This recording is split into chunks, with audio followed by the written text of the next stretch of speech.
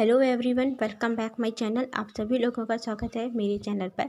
मैं आपके साथ अपनी स्टोरी ड्रैगन लव्स टू बनी का पार्ट 30 शेयर कर रही हूँ। पर उससे पहले प्लीज़ गाइस मेरे चैनल को लाइक, सब्सक्राइब और कमेंट करना बिल्कुल भी ना भूलें। प्लीज़ फ्रेंड, आप लोग कमेंट जरूर करिएगा। आप लोग बहुत कम कमेंट करते हैं और लाइक भी, तो प्लीज़ आप लोग एक कमेंट और लाइक ज़रूर करिएगा। और मेरी स्टोरी अच्छी लगती है तो वांगसियन लवर्स के साथ में, वांगसियन फैंस के साथ में इसे शेयर भी ज़रूर करिएगा। तो चलिए हम अपनी स्टोरी स्टार्ट करते हैं। हमने देखा था कि विंग से मिलने के लिए वी चांग से बहुत दूर से आए हुए थे और वो विंग को अपना बायोलॉजिकल बेटा बता रहे थे। उन्होंने कहा कि वो उसके फादर हैं और विंग उनका सन है। जिसे सुन करके विंग बहुत ज़्यादा शॉक में था और वो विंग को अपने साथ जाने के लिए कह रहे थे। जो कि जिरेन ने भी कहा कि विंग तुम्हें जाना चाहिए, हो सकता है कि वो ना तुम्हारी मदद करे, तुम्हारे वांगजी को भी ठीक करने में हेल्प करे।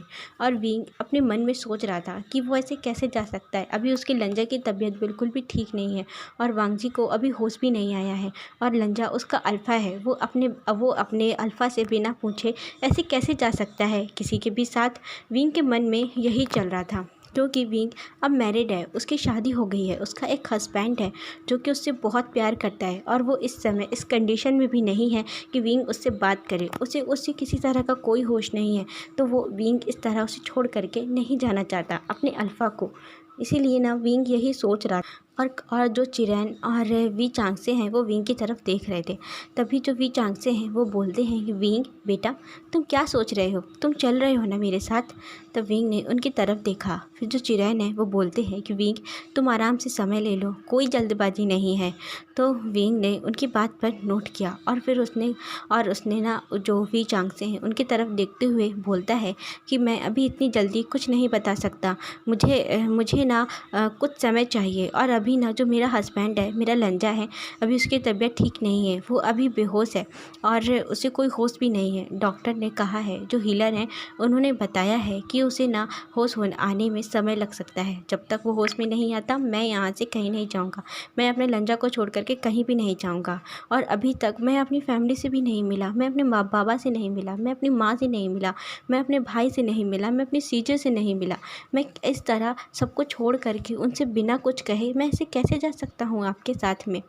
तो वी चांगसे हैं उन्होंने विंग की तरफ देखा और वो विंग के पास आए और विंग के हाथ को अपने हाथ में लेते हुए बोलते हैं कि विंग, मैं तुम्हारा यहाँ इंतज़ार कर सकता हूँ, तुम्हें जितना समय चाहिए तुम आराम से ले सकते हो। जब मैंने इतने सालों तक तुम्हारा इंतज़ार किया है तो कुछ दिन और सही मैं इंतज़ार कर लूँगा। और मैं ना यदि तुम चाहो, तुम्हें बुरा ना लगे, तो मैं क्या तुम्हारे हस्बैंड से मिल सकता हूँ, मैं उसे देख सकता हूँ, शायद मैं कुछ करूँ उसके लिए।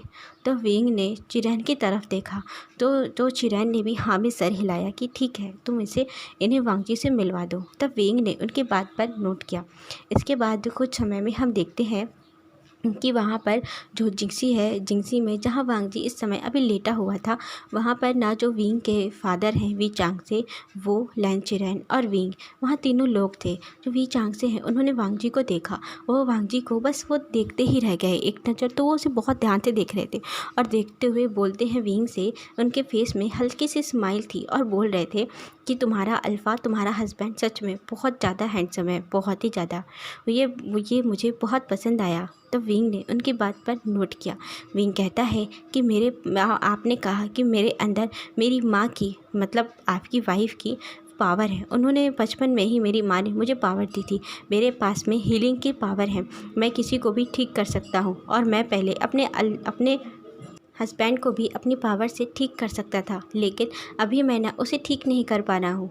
जब आपकी वाइफ के पास में हीलिंग की पावर थी, किसी को ठीक करने की पावर थी, तो इसका मतलब आपके पास भी होगी। क्या आप चेक करेंगे एक बार मेरे लंजा को, यदि आप उसे ठीक कर सके। तो वी चांगसे ने विंग की तरफ देखा और बोलते हैं कि हाँ विंग, क्यों नहीं, तुम मेरे सन हो और तुम्हारा पूरा हक है, तुम मुझसे कुछ भी कह सकते हो। तुम इस तरह रिक्वेस्ट मत करो मुझसे। मैं इसे वांगजी को मैं अभी चेक करता हूँ। तब विंग ने उनकी बात पर नोट किया और उनसे जो वांगजी से ना थोड़ा एक कदम पीछे हट गया। तब वी चांगसे वांगजी के पास आए और उन्होंने अपनी आइज़ को बंद करके और अपनी 2 फिंगर को वांगजी के पूरी बॉडी पे पहले वो फहराते हैं। सबसे पहले उन्होंने अपनी 2 फिंगर को वांगजी के फोरहेड पे रखा। इसके बाद में उन्होंने कुछ चेक किया और इसके बाद ना फिर वो अपनी 2 फिंगर को वांगजी के हार्ट में रखा और फिर वो उन्होंने चेक किया। तो जब वो उनके हार्ट में, वांगजी के हार्ट में अपनी फिंगर रख रहे थे तो उनकी उस 2 फिंगर से ना एक वाइट कलर की रोशनी निकल रही थी। वैसी ही बिल्कुल रोशनी निकल रही थी जैसे जब विंग किसी को चेक करता है, हील करता है, तो उसके अंदर से वो एनर्जी, वो पावर निकलती। इसी तरीके की रोशनी ना उनकी फिंगर से भी निकल रही थी। उन्होंने वांगजी को चेक किया और चेक करने के बाद कुछ ही समय में उन्हें एक जोर का झटका लगता है, जिससे कि वी चांगसे का हाथ बहुत ही झटके के साथ वो दूर हो गया वांगजी से। तब विंग ने और चिरैन ने दोनों ने उनकी तरफ देखा। विंग कहता है, क्या हुआ बाबा, आप ठीक है ना? विंग के मुंह से ना अचानक ही उनके लिए बाबा निकल आया। तो वी चांगसे ने विंग की तरफ देखा और बोलते हैं कि हाँ बेटा, मैं ठीक हूँ। इसके अंदर बहुत ज़्यादा ही ब्लैक मैजिक है और जो ब्लैक मैजिक है इसकी गोल्डन कोर को बहुत ज़्यादा इफेक्ट कर रही है, नुकसान पहुँचा रही है और दिन पर दिन इसकी कंडीशन बहुत ही ज़्यादा ख़राब होती जा रही है। तब विंग गया और जा कर के वांगजी के बेड पे वो बैठते हुए बोलता है, क्या क्या तो मैं क्या करूं? इसका क्या हो सकता है? कोई इलाज है? मैं लंजा को कैसे ठीक करूं? तब वी चांगसे कहते हैं कि मैं यहाँ तो कुछ नहीं कर सकता। हमारे यहाँ बहुत अच्छे हीलर हैं और यदि हम इसे अपने एंचेस्टर जहाँ पर हमारे जो एंचेस्टर हैं, हमारे पूर्वज हैं, जो बॉसन सरन और लैनी, वो दोनों हैं वहाँ पर। हम यदि वांगजी को उनके पास लेकर जाएं तो हो सकता है कि वो वांगजी को ठीक करें, क्योंकि वो भी एक ड्रैगन है और वांगजी भी एक ड्रैगन है, मैंने देखा। तो विंग ने उनकी तरफ देखा और वो नोट कर रहा था उनकी बातों को, पर विंग प्रोसेस नहीं कर पा रहा था कि इस तरह इन्हें छोड़ करके मतलब कैसे चला जाए। वो उन्हें जानता ही नहीं है कि वो कौन है और वांगजी को लेकर के भी जाने को बोल रहे हैं। तो चिरैन कहते हैं कि विंग, तुम सोच लो अच्छी तरह से और मैं यहाँ से लेटर ना जो जियांग फैमियान और मैडम यू के लिए भेज देता हूँ। जियांग क्लान में मैं एक लेटर भेज देता हूँ बहुत जल्द। तो विंग ने उनकी बात पर नोट किया और बोलता है कि ठीक है अंकल, आप ना माँ और बाबा को लेटर भेज दीजिए और जियांग क्लान की क्या कंडीशन है आप मुझे बताइए कि वहाँ पर सब कुछ ठीक है ना? मैंने सुना है कि वहाँ भी हमला हुआ है, पूरे कल्टीवेशन वर्ल्ड में हमला हुआ है। तो चिरैन टेंशन में होते हुए बोलते हैं, बहुत चिंतित थे और वो टेंशन में बोलते हैं कि हाँ, बहुत बड़ा अटैक हुआ था, बहुत सारा नुकसान हुआ है, बहुत सारे लोग मारे गए हैं, कई घर उजड़ गए हैं, बहुत से बच्चे अनाथ हो गए हैं और मैंने सुना है कि जियांग क्लान में भी बहुत बड़ा अटैक हुआ था। जो जियांग क्लान में तो बहुत तगड़ा अटैक किया था और उसके पास में जो वैन रूहान है, अभी भी उसके पास में हमारे क्लान्स के ओमेगा है, मेरे और अपने क्लान का भी ओमेगा है। मेरा बेटा जो जियांग चैंग, हमारा बेटा जियांग चैंग वो भी वहाँ पर है और मेरा नेफ्यू जो कि लैन से चैन है वो भी वहाँ पर है और जो जियांग क्लान के भी जितने ओमेगा हैं वो सब उसके पास है। सारे ओमेगास को ना उसने अपने यहाँ किडनैप करके रखा हुआ है। अभी शायद जिन क्लान में इतना ज़्यादा अटैक नहीं हुआ है क्योंकि जिन क्लान के लोगों ने पहले से ही तैयारी कर ली थी, क्योंकि वो जो क्लान है वो वैन क्लान से काफ़ी दूर था और जब वैन क्लान इस तरीके के अटैक कर रहा था तो शायद उसने तैयारियाँ कर ली थी। न्यू मिंगजी भी अपने क्लान को फिर से बनाने में, उसे ठीक करने में, रिबिल्ड करने में लगे हुए हैं। तो विंग ने उनकी सारी बातें सुनी और विंग कहता है कि मेरे लिए सबसे पहले मेरा लंजा है, मुझे अपने लंजा को ठीक करना है, मैं उसकी कंडीशन ऐसे नहीं देख सकता। आप देख रहे हैं ना, उसके फेस की तरफ विंग ने देखा क्योंकि वांगजी का फेस अब पीला पड़ता चला जा रहा था। उसके फेस की वो चमक, वो शाइन जो हमेशा रहती थी अब वो नहीं थी। वांगजी बहुत ज़्यादा वीक हो रहा था, उसे समय हो रहा था और ये सब ना बहुत जल्दी हो रहा था। तो विंग कहता है मुझे कुछ जल्द से जल्द करना होगा, आप माँ बाबा को जल्दी बुलाइए, मैं उनसे बात करना चाहता हूँ, मैं उनसे बिना बात किए इनके साथ नहीं जा सकता। तो जो चिरैन है उनसे कहा कि ठीक है विंग, तुम वहाँ वांगजी के पास रहो और मैं जल्द से जल्द इंतज़ाम करता हूँ जियांग फैमियान और मैडम यू को यहाँ बुलाने के लिए। तो विंग ने नोट किया। इसके बाद चिरैन ने जो वी चांगसे हैं उनसे कहा कि आइए, आप भी बहुत लंबे सफ़र से आए हैं, आप चल करके आराम कर लीजिए, रेस्ट कर लीजिए।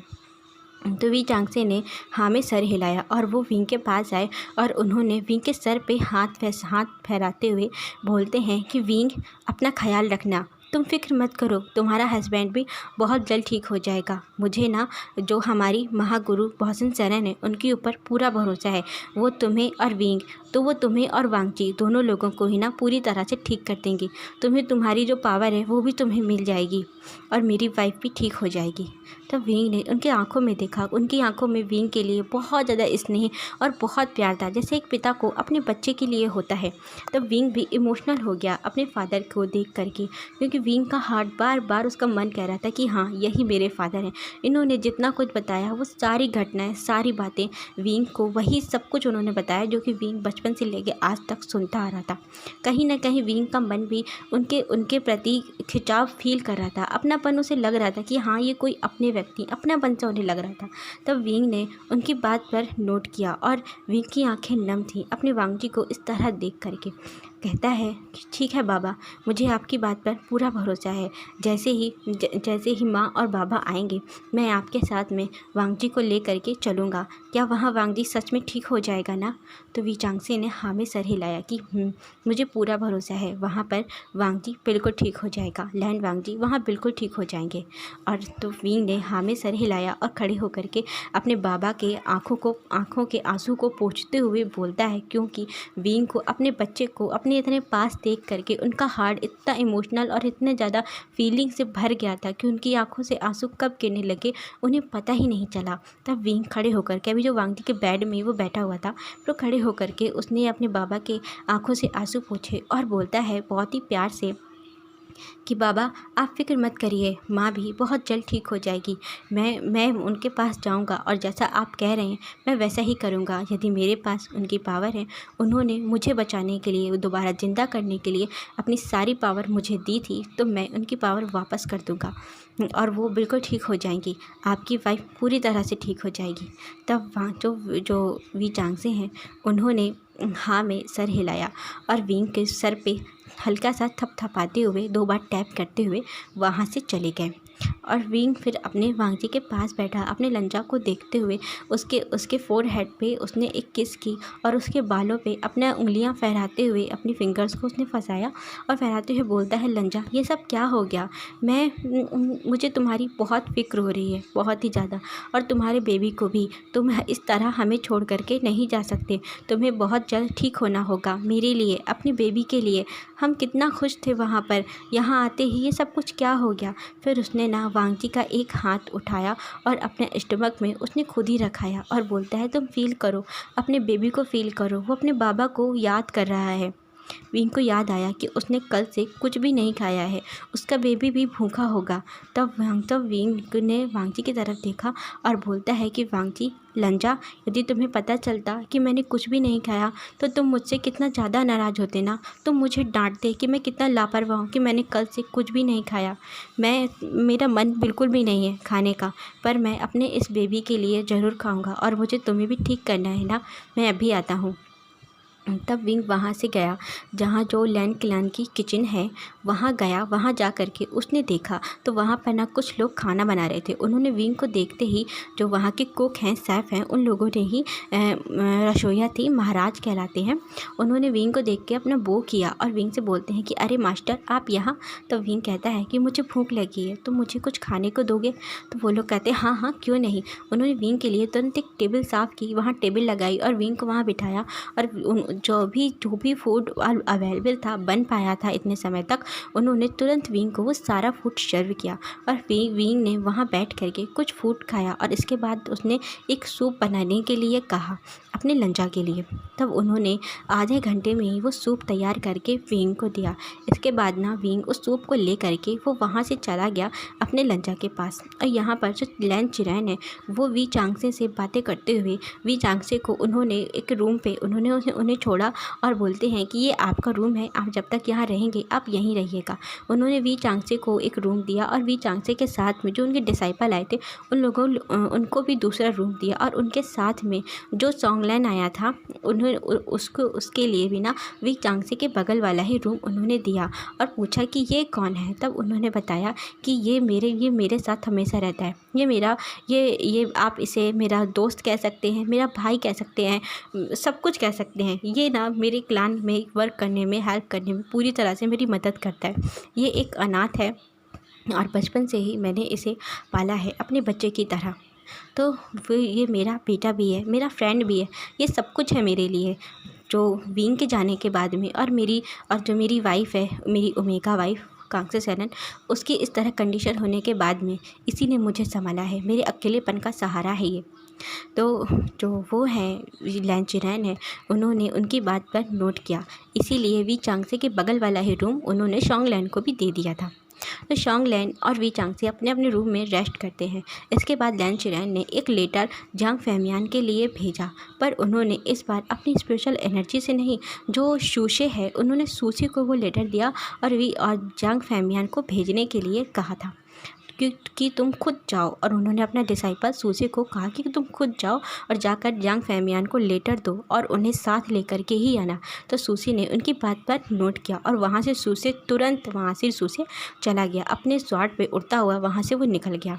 और फिर उन्होंने एक लेटर ना जिन क्लान को भी भेजा था, जिन क्लान के जो क्लान लीडर है जिन गोंगशान, उनके लिए भी भेजा कि उन्हें भी जो अभी ये सब कुछ जो उस कल्टिवेशन वर्ल्ड में हुआ है, इन सब के बारे में उनसे बात करनी है। तो वो कल के कल उनसे आकर के मिले।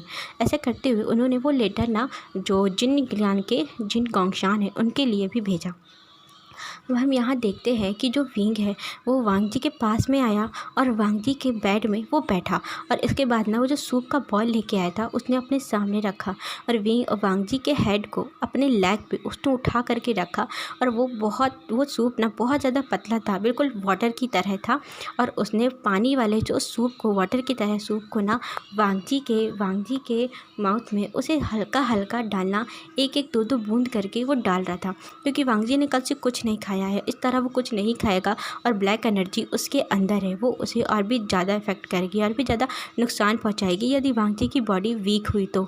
और उसके लिए ना खाने पीने की बहुत ज़्यादा ज़रूरत है। इसीलिए ना विंग उसे बहुत स्लो करके, बहुत ही धीरे धीरे सा, बहुत थोड़ा थोड़ा सा सूप उसे पिला रहा था। ये स्पेशल ना उसने वांग जी के लिए बनवाया था, क्योंकि ये सूप पी करके वांग जी खुद को थोड़ा एनर्जेटिक फील करेगा। विंग उसके माउथ को, उसके लिप को थोड़ा थोड़ा ओपन करके वो डाल रहा था। उसने पूरे जो उसके टीथ को ना, उसको बहुत टाइटली उसके माउथ को पकड़ के रखा था, जैसे कि उसका माउथ ओपन हो गया था। और वो एक एक दो दो बूंद करके स्पून से उसे पिला रहा था। उसे सूप पिलाने के बाद उसे काफ़ी ज़्यादा समय लगता है और अब विंग ना बहुत ज़्यादा टायर्ड फील कर रहा था। फिर उसने उस बॉल को हटाया और इसके बाद अपनी जिंसी का जो डोर था उसने उसे क्लोज किया और फिर वो वांग जी के पास आकर के ही वो लेट गया। उसने वांग जी के हेड पे, वांग जी का जो एक हैंड है उसने फैलाया। इसके बाद उसने वांग जी के चेस्ट पे अपना हेड रखा और उसके उस हैंड को अपने ऊपर खुद ही से ही रैप करा लिया और अपना एक लेग उसने बहुत ही धीरे से वांग जी के ऊपर रखा, मतलब टिका से लिया उसके ऊपर, और अपने बाहों से उसे पूरी तरह से ग्रैब करके वहीं लेट गया वांग जी के पास, वांग जी की हार्ट बीट को फील करता हुआ, जो कि बहुत ज़्यादा स्लो थी पर बीट कर रही थी। तो वहीं लेटा था विंग और उसकी आंखों से आंसू गिर रहे थे और वो सोच रहा था कि वांग जी तुम बहुत जल्द ठीक हो जाओ, बहुत ही जल्द। मुझे तुम्हारी बहुत याद आ रही है, मैं तुम्हें बहुत मिस कर रहा हूँ, बहुत ज़्यादा। तुम्हें मेरे लिए ठीक होना ही होगा। इतना बोल करके उसने वांग जी के चेस्ट पे एक किस की और वहीं अपनी आइज़ को क्लोज करके वो लेट गया। वो वहाँ पे कितना देर से सो रहा है उसे पता ही नहीं चला। पूरे दिन विंग वहाँ सोता है और इसके बाद ना जब इवनिंग में उसकी आँख खुली, अब शाम हो गई थी, उसकी आँख खुलती है जब उसने देखा कि अब शाम हो गई है, जो सूरज है वो डूबने लगा है। वो पूरे दिन से सो रहा है क्योंकि विंग बहुत ज़्यादा टायर्ड था। कल रात भी वो सोया नहीं था, सुबह से भी वो नहीं सोया, बहुत थका हुआ था, इसलिए वो नींद ले रहा था, वो सो गया था। बाहर आकर के उसने आया और उसने देखा कि वो कब से सो रहा है, इवनिंग हो गई है और जो लैन क्लान के लोग हैं अब वो अपने अपने वर्क में फिर से आ गए थे, धीरे धीरे करके जितना भी नुकसान हुआ था उसे भी ठीक करते हुए वो अपने वर्क में आ गए थे, रूटीन में आ गए थे। इसी तरह से वो दिन पूरा बीत जाता है। अब हम अगला दिन देखते हैं। नेक्स्ट मॉर्निंग जो जांग फैमियान और मैडम यू को सू से लेकर आ गया था। उसे पूरा एक दिन लगा था जैंग क्लान पहुंचने में, वहां से उन्हें वापस लाने में। जांग फैमियान की कंडीशन भी कुछ ज़्यादा अच्छी नहीं थी, पर सू से बहुत ही संभालते हुए उन्हें अपने साथ लेकर आया था बोट पे। और वो जो मैडम यू हैं वो भी ठीक नहीं थी। ना उनका ओमेगा बेटा जैंग क्लान अपने यहाँ है, ना ही उनकी बेटी याली वहाँ है। वो वैन रोहान के यहाँ है, जेल में है। तो बहुत चिंतित थी, जिसकी वजह से उनकी तबीयत बहुत ख़राब थी। और उन्होंने भी, जो मैडम यू हैं और जैंग फैमियान ने फ़ाइट भी की थी जो वैन रोहान के पपेट थे उनके साथ में। तो इसकी वजह से उनकी कंडीशन और भी ज़्यादा ख़राब थी, क्योंकि वो घायल थे। पर फिर भी सूसे ने उन्हें जो कुछ बताया है, और उसने कहा कि बहुत मोस्ट इम्पॉर्टेंट है, यदि इम्पॉर्टेंट नहीं होता तो लैन चिरन उन्हें वहाँ नहीं बुलाते। इसीलिए वो अपने साथ में सूसी 2 डिसाइपल को और लेकर गया था। उनका इलाज करा करके, हील कराते हुए, उससे उनका पूरा रास्ते में ख्याल रखते हुए ना बहुत आराम से उसे लेकर आया था। इसीलिए ना सूसी को पूरा 1 से 2 दिन लग गया था। नेक्स्ट मॉर्निंग जब वहाँ पर वो पहुँचते हैं तो सुबह के करीब 10 बज चुके थे। 10 बजे वहाँ पर जांग फैमियान और मैडम यू पहुँचते हैं जो लैन चिरन से मिलने के लिए। लैन चिरन ने जब उसे पता चला था कि जांग में आए हैं, तो वो तुरंत स्पीड से आता हुआ ना वो दरवाजे पर ही आकर के खड़ा हो गया और वो उनसे मिलता है। जांग फैमियान से मिल करके उसने बिठाया और उसने अपने साथ कुछ हीलर को भी बुलाया था। फिर लैन चिरन ने उन हीलर से कहा कि तुम सबसे पहले जांग फैमियान और मैडम यू को चेक करो कि उनकी तबीयत रास्ते में ख़राब तो नहीं हुई।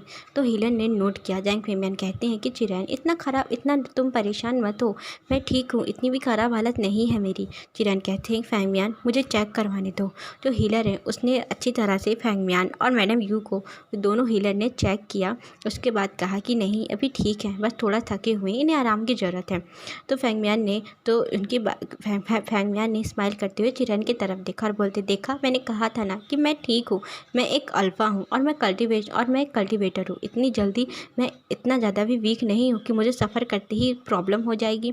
तो चिरन ने स्माइल की और इसके बाद उन हीलर को वहाँ से जाने के लिए चिरन ने कहा। तो हीलर वहाँ से चले गए। चिरन कहते हैं कि फैंगमियान बहुत ज़रूरी बात है, मुझे तुमसे किसी को मिलवाना है। तो फैंगमियान कहते हैं कि किसे? हम दोनों भी इसी चिंता में है कि बात क्या है, तुमने हमें यहाँ क्यों बुलाया? तो चिरन कहते हैं बहुत ही इंपॉर्टेंट बात है। फिर चिरन ने इशारा किया अपने डिसाइपल को, तो वो डिसाइपल वहाँ से चला गया। और कुछ समय बाद डिसाइपल आता है 2 लोगों को अपने साथ लेकर के।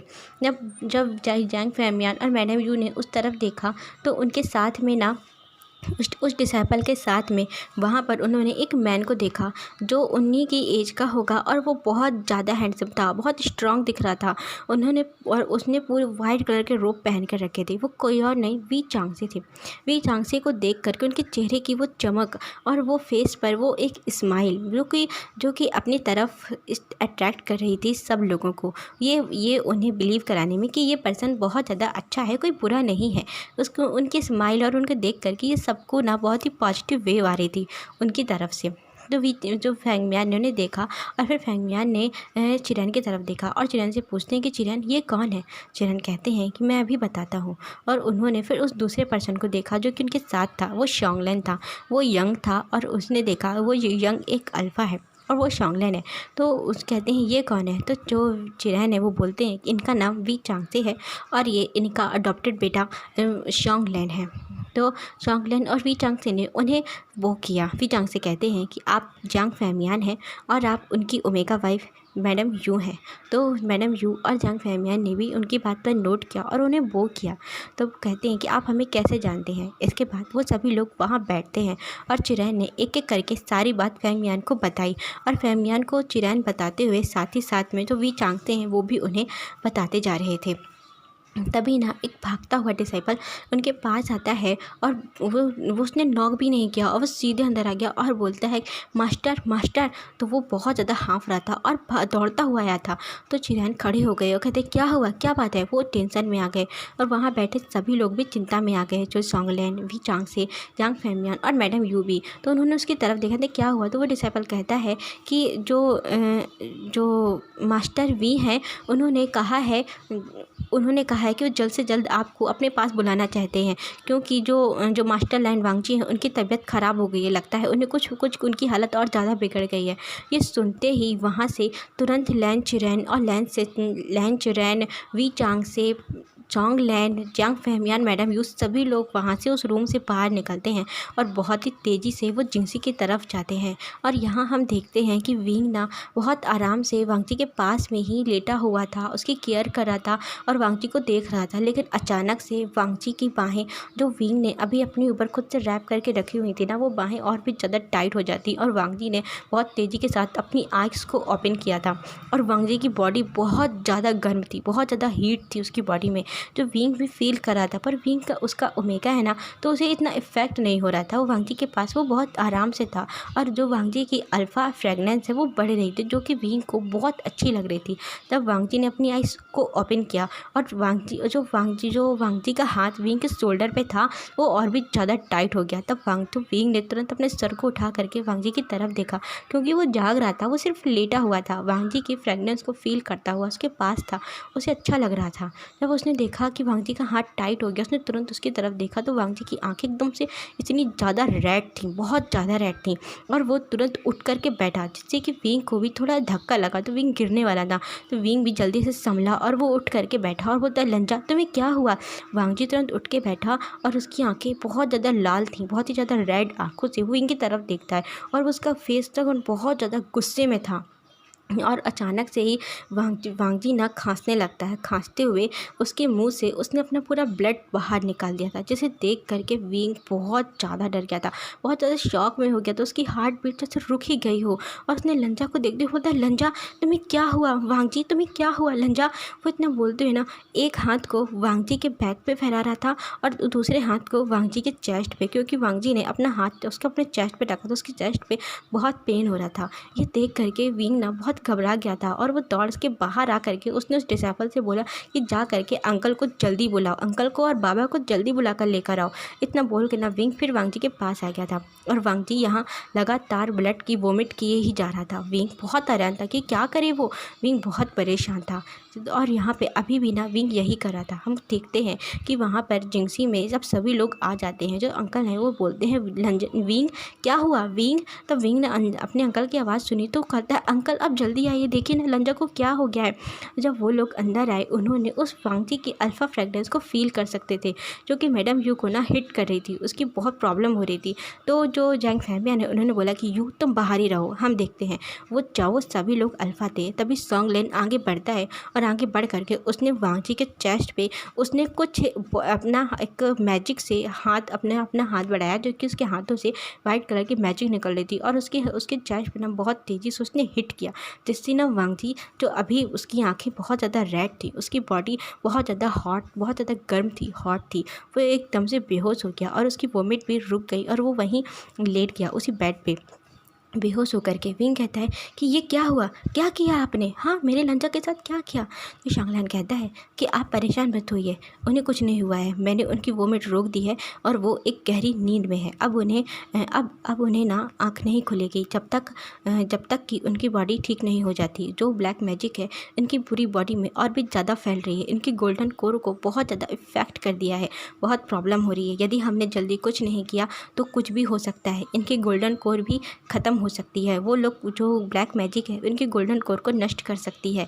विंग ने कहा, नहीं, ऐसा नहीं हो सकता, लंजा की गोल्डन कोर बहुत ज़्यादा ही स्ट्रांग है, इतनी आसानी से कोई भी मैजिक उसकी गोल्डन कोर को नष्ट नहीं कर सकती, ख़त्म नहीं कर सकती। तो वो जो चोंगलैन है वो बोलता है कि ब्लैक मैजिक की पावर आप नहीं जानते, वो बहुत ज़्यादा स्ट्रांग होती है, बहुत ही ज़्यादा। और ये तो इनकी जो ऊर्जा है, उनकी पावर है, पूरी तरह से प्योर है। लैन वांगजी की पावर पूरी प्योर है, इसकी वजह से। और जो ब्लैक मैजिक है वो बहुत ज़्यादा मात्रा में इनके अंदर है, इसीलिए इनके गोल्डन कोर को इफ़ेक्ट कर रही है। यदि हमने जल्दी कुछ नहीं किया तो कुछ भी हो सकता है। वी चांग से कहते हैं कि विंग, देर मत करो, मैंने कहा था कि तुम वांगजी को हमारे साथ लेकर चलो, वहाँ पर हम जो वहाँ पर हमारी एंचेस्टर है, हम ना अपने एंचेस्टर में वांगजी को लेकर चलेंगे, वांगजी ठीक हो जाएगा। जो बॉन्सन सरन है, हमारी महागुरु है, वो उन्हें ठीक कर देगी, मुझे पूरा यकीन है, वो भी एक ड्रैगन है। तब तो विंग कहता है इसकी बॉडी इतनी हीट क्यों थी। तो वो बोलते हैं कि क्योंकि ये एक फायर ड्रैगन है, ये अपने रूप में आना चाहते हैं पूरी तरह से, क्योंकि इन्हें इनकी बॉडी में इन्हें प्रॉब्लम हो रही है, वो खुद को ठीक करना चाहते हैं, पर शायद ब्लैक मैजिक की वजह से वो अपना रूप भी नहीं बदल पा रहे। तो विंग कहता है, खड़ा हुआ, उसने अपने अंकल की तरफ देखा, अपने माँ बाबा से मिला। तो वो कहता है बाबा माँ कहाँ है। तो वी चांग से जो जैंग फैमियान है वो बोलते हैं कि तुम्हारी माँ बाहर है, जो वांगजी की फ्रेगनेंस है, अल्फ़ा फ्रेगनेंस, उसे प्रॉब्लम हो रही थी। तब विंग ने अब सबकी तरफ देखा और जो यू है उसने जब बाहर से सुना कि विंग उसे बुला रहा है तो यू भी ना अंदर आई, क्योंकि अब वांगजी नींद में था और उसकी जो फ्रेगनेंस है वो भी ठीक थी, अल्फ़ा फ्रेगनेंस अब वो कम थी। तो उस रूम में जो यू है ना वो आ सकती थी। जब विंग ने अपनी माँ को देखा, दौड़ के जाकर उसने हक कर लिया और वो बहुत ज़्यादा रोने लगा। बोलता है माँ ये सब क्या हो गया, ये सब क्या हो गया, मैंने ऐसा कभी नहीं सोचा था, मेरा लंजा। तो यूँ है विंग के सर पे हाथ फैलाती सहराती हुई, उसकी पीठ को रब करती हुई बोलती है कि विंग परेशान मत हो, सब ठीक हो जाएगा, सब कुछ ठीक हो जाएगा, मैंने सब सुना, मुझे तुम्हारे अंकल और तुम्हारे बाबा ने सब कुछ बताया, मुझे लगता है कि ये जो कह रहे हैं बिल्कुल सही कह रहे हैं।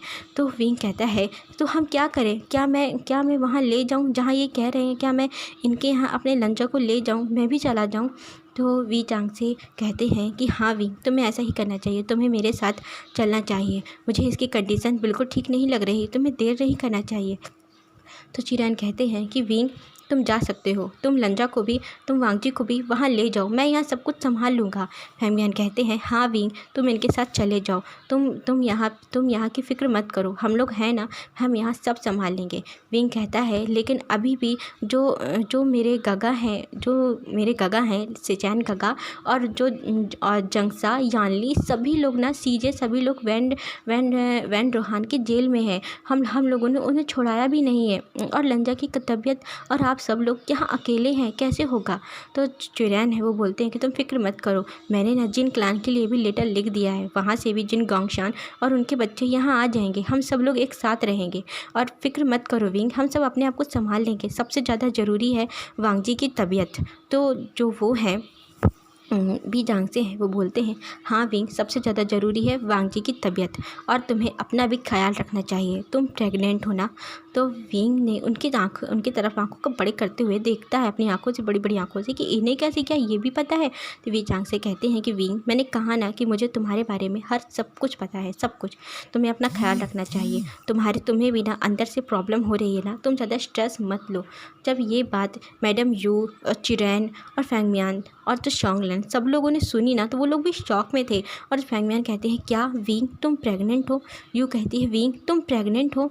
तब विंग ने अपना सर झुका लिया और वो अपना आँखों को झुकाते हुए बोलता है मैं प्रेग्नेंट हूँ। बहुत ही स्लो वॉइस में बोलता है।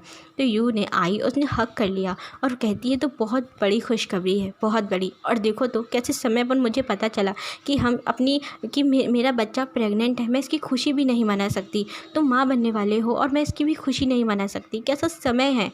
तो विंग कहता है माँ सब कुछ ठीक हो जाएगा, क्योंकि यू ना रोने लगी थी, क्योंकि वो बहुत स्ट्रेस में थी, परेशान थी, वो क्या करे। वह तो जो यू है वो कहती है कि चैंग है वो भी प्रेग्नेंट है, तुम भी प्रेग्नेंट हो, कितनी बड़ी खुशी है। यानली की शादी भी तय हो गई थी, तुम्हारे आने का इंतज़ार कर रही थी कि जैसे ही तुम आओगे यानली ना शादी करेगी तुम्हारे आने के बाद। तो विंग कहता है माँ आप फिक्र मत करिए, सब कुछ ठीक हो जाएगा, बस एक बार लंजा को ठीक हो जाने दो। तो फैंगमियान कहते हैं विंग देर मत करो, तुम वांगजी को ले जाकर तुम जल्दी यहाँ से ले जाओ, वहाँ पहुँचने में भी तो समय लगेगा। तो जो वो हैं वी चांग से हैं वो बोलते हैं कि हाँ ज़्यादा समय नहीं लगेगा, हम जल्द से जल्द वहाँ पहुँच जाएंगे, बस विंग के हाँ कहने की देरी है। तो विंग ने उन सब की तरफ देखा और फिर अपने लंजा की तरफ देखा, जो कि उसकी कंडीशन बिगड़ती ही चली जा रही थी। शोंगलन कहता है कि विंग ज़्यादा मत सोचो, तुम वांगजी को वहाँ लेकर जा सकते हो, तुम्हें अपने बाबा पर भरोसा होना चाहिए। तो विंग कहता है मुझे अपने बाबा पर पूरा भरोसा है, और आप सब कह रहे हैं तो मैं ज़रूर लंजा को वहाँ लेकर चलूँगा। उसने चांगसे की तरफ देखा और बोलता है बाबा मुझे ले चलिए, मुझे वहाँ जाना है। फिर उसने शोंगलन की तरफ देखा, बोलता है गगा आप मुझे वहाँ ले चलिए, मुझे आप लोगों के साथ जाना है, मुझे अपने लंजा को ठीक करना है और मुझे अपनी माँ को भी ठीक करना है। उसने वी चांगसे की तरफ बहुत इमोशनल नज़रों से देखता है। तो वी चांगसे की आँखें बिना नम हो गई थी और वो भी बहुत ज़्यादा इमोशनल फील कर रहे थे। और शोंगलन कहता है क्या कहा तुमने, मुझे क्या कहा विंग गगा। तो विंग कहता हाँ आप मेरे गगा हैं, क्योंकि आप मेरे बाबा के बेटे हैं ना, तो आप मेरे गगा हुए ना। तो शॉन्गलैन भी इमोशनल हो गया था और वो आगे आया और उसने एक बड़े भाई की तरह विंग के सर पे हाथ रखा और उसे सर और विंग को सांत्वना देते हुए बोलता है कि विंग सब ठीक हो जाएगा, तुम चलो हमारे साथ, मैं वहाँ चलकर तुम्हारे हस्बैंड को बिल्कुल पहले जैसा कर दूंगा, मैं बहुत ख्याल रखूँगा, बहुत ज़्यादा। मुझे एक छोटा भाई मिला है, मेरे लिए बहुत बड़ी खुशी की बात है। मुझे गगा आज तक किसी ने नहीं कहा, मैं बहुत ज़्यादा खुश हूँ, बहुत ही ज़्यादा। और तुम बिल्कुल चिंता मत करो, सब कुछ ठीक हो जाएगा।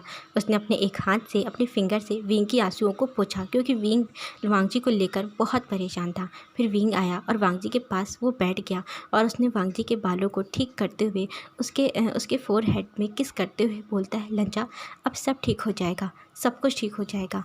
मैं तुम्हें ठीक करके ही मानूंगा, मैं तुम्हें कुछ नहीं होने दूंगा, कुछ भी नहीं। तुम भी ठीक होना चाहते हो ना, इसलिए तुम कोशिश कर रहे थे ना, देखना सब कुछ ठीक हो जाएगा। इतना बोल के वांग विंग ने उसके फोरहेड पर किस किया और तब वेई चांगसे ने अपना मैजिक किया और मैजिक के बाद बोलते हैं कि ठीक है। चिरैन से कहते हैं, चिरैन और फैंगमियान से कि आप दोनों फिक्र मत करिए, हम विंग और वांगजी को जैसे लेकर जा रहे हैं बिल्कुल वैसे ही नहीं, उससे भी ज़्यादा अच्छी तरीके से हम उसे यहाँ वापस कर देंगे, आपका वांगजी बिल्कुल ठीक हो जाएगा। तो फैंगमियान है, उन्होंने नोट किया और चिरैन ने भी।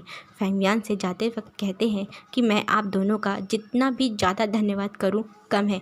आप दोनों ने मेरे बच्चे को अपने बच्चों से ज़्यादा प्यार दिया, इतना ख्याल रखा, उसके माँ बाबा हैं आप और हमेशा आप ही उसके माँ बाबा रहेंगे। हमारा कोई हक नहीं है हमारे विंग पर, क्योंकि आप लोगों ने ही उसे पाल पोस करके बड़ा किया है। जन्म देने वाले से पालने वाला ज़्यादा बड़ा होता है।